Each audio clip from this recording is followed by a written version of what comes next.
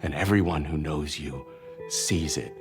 Everything you have ever done, the good and the bad, you have done for love. You raised your little brother for love. You fought for this whole world for love. That is who you are. You're the most caring man on earth. You are the most selfless, loving human being I will ever know.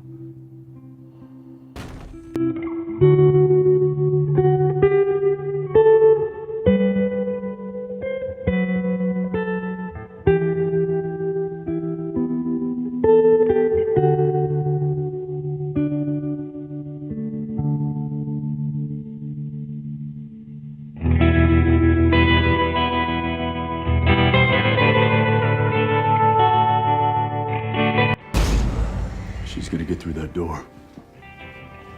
I know. And she's gonna kill you, and then she's gonna kill me. This is Castiel's goodbye, and it's his sacrifice. He's sacrificing himself for Dean. You know, ever since we met, ever since I pulled you out of hell, knowing you has changed me. I have always kind of imagined that that's how Castiel's ending would be on the show, and I'm really grateful that the scene played out the way it did. Why does this sound like a goodbye? Because it is. That night of shooting was really, really emotional, and it was my last day of shooting on Supernatural. It was also right before production got shut down because of COVID, and we had a convention that night where we had to jump on a plane to get to Las Vegas. That was the last convention that we did before the convention circuit got shut down due to COVID.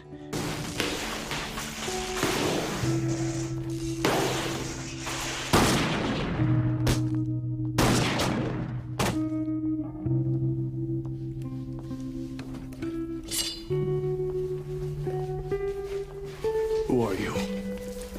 I'm the one who gripped you tight and raised you from perdition. Yeah. Thanks for that.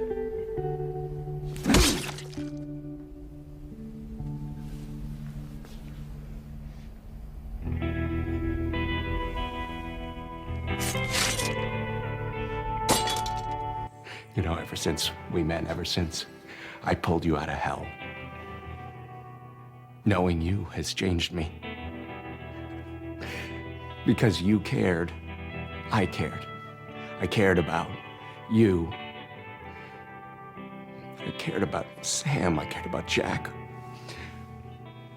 But I cared about the whole world because of you.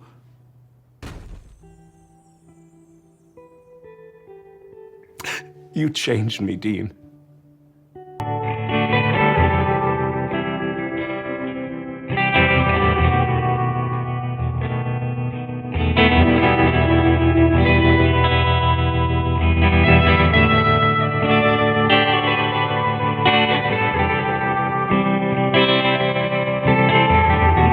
And it was kind of cuspy at that moment. Like, are they gonna have this convention happen or not? Is it too dangerous with COVID? And we were just like right on that edge. But in the end, they decided to move forward with the convention.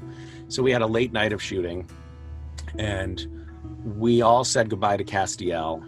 I said goodbye to the crew, and it was a lot. It was a lot. Like the scene was very emotional, and people were crying on set because the scene itself was emotional, but there were also tears on set because everybody was saying goodbye.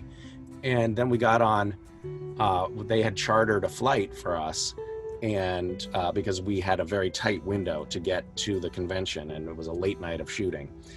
And we got on the flight and we toasted again as we took off, and we were about 10 minutes into the flight when there was a huge explosion and a rattling sound and a flash of light, and one of the engines had literally exploded and like twisted, gnarled metal, and there was a shuddering and shrieking of the airplane, and we banked around and we flew back to Vancouver, and they had, you know, I don't know, 5 or 6 fire engines waiting for us on the tarmac. And as we were coming back in, the plane was shuddering, and there was this like screaming sound coming off the wings. And as we got close to cell reception, we all texted like, you know, tell the kids I love them, because we didn't know if we were gonna live. And that night was just it was so unbelievably fraught with emotion.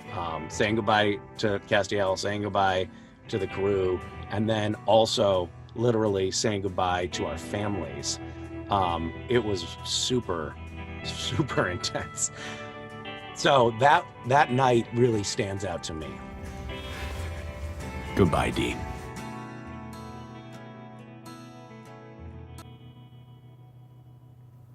They'll do this, Cass.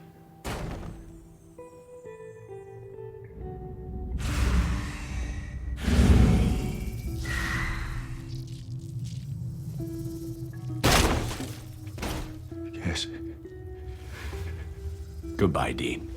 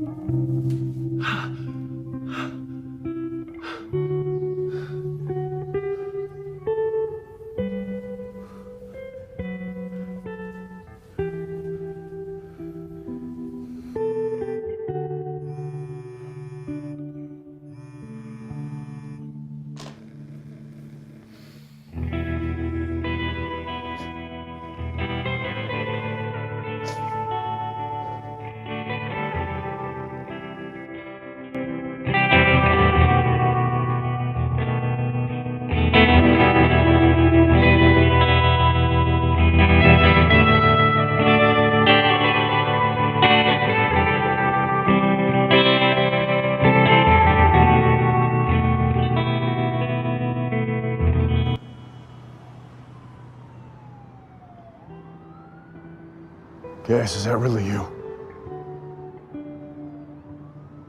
No.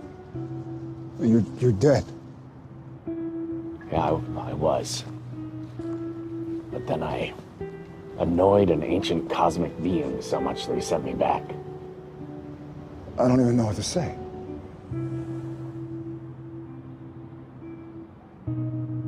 I do. Welcome home, pal. All right, it's time for plan B. We're getting on that plane. Well, now just hold on a second. Dean, that plane is leaving with over 100 passengers on board. And if we're right, that plane is gonna crash. I know. Well, okay, then we're getting on the plane. We need to find that demon and exorcise it. Look, I'll get the tickets. You just go get whatever you can out of the trunk. Whatever will make it through security. Meet me back here in 5 minutes. Are you okay? No, not really. We had a very late night of shooting last night,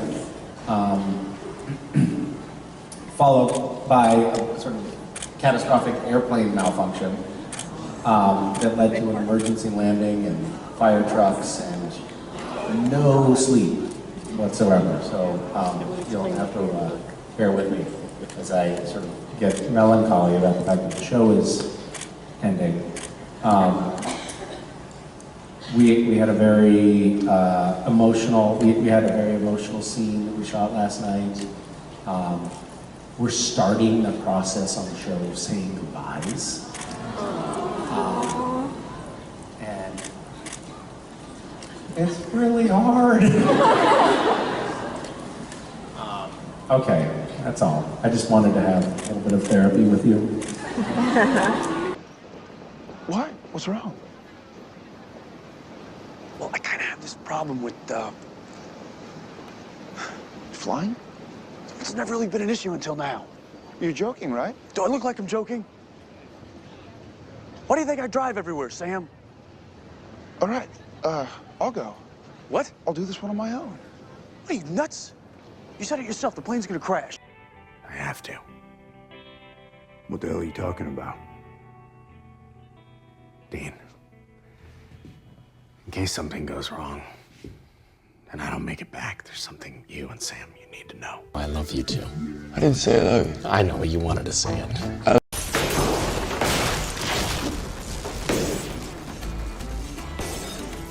I loved how Angels unfolded on the show. It was actually kind of funny. I created this character in my mind as the first angel on the show. Who are you? Castiel, Yeah, I figured that much. I mean, what are you? I'm an angel of the Lord. I haven't been around humans in thousands of years. I don't really understand how they operate as beings. You gonna walk in there and tell them the truth? Why not? They seem somewhat alien to me. Because we're humans. And when humans want something, we lie. And ergo, when I'm interacting with humans, come across as awkward and wooden, and I don't fit in. I'm a fish out of water. Yes. Okay, so you can pop in tomorrow morning. Yes. I'll just wait here then. I established that as the first angel on the show, as how angels behave around humans. And how about you, handsome? And then all of the subsequent angels on the show didn't bother to reference what I had done, and they just came on and acted like normal people. And so suddenly, my character as this wooden, socially awkward angel was just a weird angel. What's up? Nothing. I'm just staying in touch. Like I do. And not actually how angels are at all. And that has been an interesting thing for me to justify and work with over time. It's like, I'm actually just the awkward angel. It's not that angels themselves are awkward. Something on your mind? No. This call is pointless. My ride's here.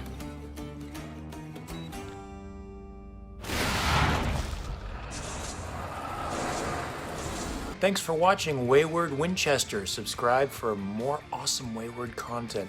Till next time, as always, no chick flick moments. Peace.